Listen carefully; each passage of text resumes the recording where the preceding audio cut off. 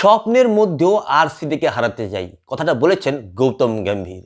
Gautam Gambhir TV চ্যানেলে দেওয়া একটা সাক্ষাৎকারে বলেন যে আরসিবি হচ্ছে একটি সেকেন্ড হাই প্রোফাইল দল, যে দলে বিরাট কোহলি রয়েছে, ক্রিস গেল রয়েছে, এবি ডিভিলিয়ার্স রয়েছে, কিন্তু এরা কোনোদিন কিছুই জিততে পারেনি। কিন্তু এমন অ্যাটিটিউড দেখায় মনে হচ্ছে যেন এরা সব কিছু জিতে নিয়েছে, তাই এদেরকে বারবার আমি হারাতে চাই।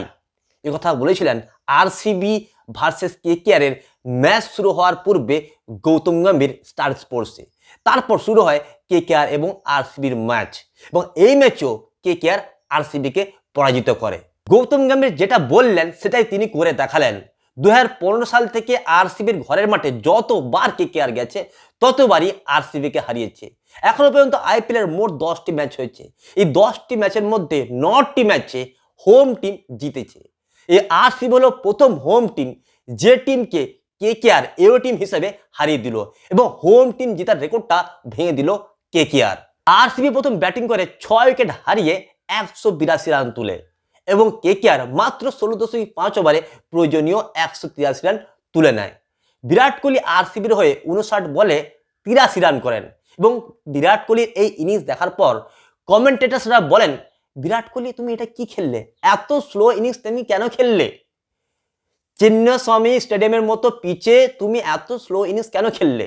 59 বলে করলে তুমি মাত্র 83 রান, এবং তোমার স্ট্রাইক রেট মাত্র 140। এবং অনেকেই বলছিল এই পিচটা নাকি স্লো পিচ, কিন্তু যখন কেকেআর ব্যাটিং করতে এলো তখন দেখতে পাওয়া গেল সম্পূর্ণ অন্য চিত্র। কেকেআরের ওপেনার ব্যাটসম্যান ফিলিপ সল্ট এবং সুনীল নারায়ণ ঝড়ো ব্যাটিং করা শুরু করেন, মাত্র 6 ওভারে করে ফেলেন 85 রান।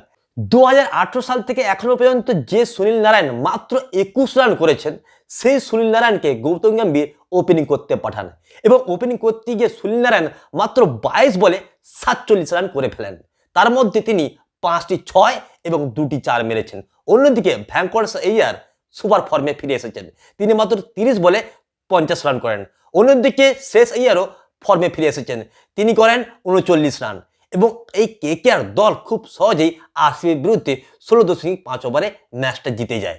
অনেকেই ভেবেছিলেন কেকেআর এবং আরসিবির ম্যাচে হয়তো বিরাট কোহলি এবং গৌতম গম্ভীরের মধ্যে আবার একটা ফাইট দেখতে পাওয়া যাবে, কিন্তু দেখতে পাওয়া গেল অন্য একটা চিত্র।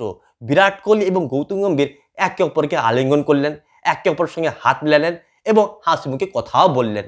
সুতরাং যে সমস্ত ফ্যানেরা ভেবেছিলেন গৌতম গম্ভীর এবং বিরাট কোহলির মধ্যে একটা ঝগড়া হবে, সেটা আর ঘটলো না। সুতরাং অনেকেই নিরাশ হয়েছেন। তো বন্ধুরা, বিরাট কোহলি এবং গৌতম গম্ভীরের মধ্যে আপাতত সমস্ত ঝগড়ার পরিসমাপ্তি ঘটেছে।